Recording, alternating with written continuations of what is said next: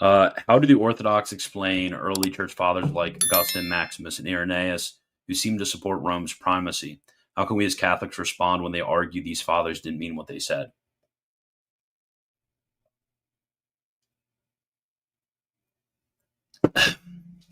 Well, when it comes to Saint Irenaeus, for Saint Irenaeus, he will simply talk about how the sort of central locus of apostolic succession, from which we can easily see that there is a true succession for the Christians rather than for the the Gnostics, is going to be looking at Rome, which has uh, a very clear instance of apostolic succession. So for that one, it's quite easy for them to say like, oh, he was just a Western father, and this was the best example that he could have found. So I don't find the Irenaeus text to be, like a slam dunk or anything like that. Like, sure, it could grant some sort of probability, but it's not a direct proof. It's more so an indirect, just generally showing the importance of Rome during the time.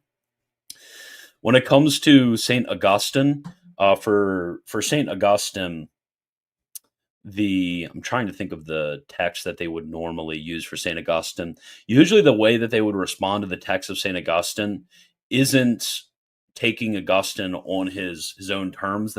This is what I've noticed, at least when talking with Orthodox and with Protestants.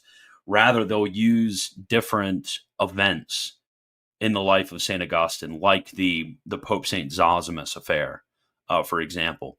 But at least from the way in which I read the Pope Saint Zosimus affair, which I did a whole big video on this.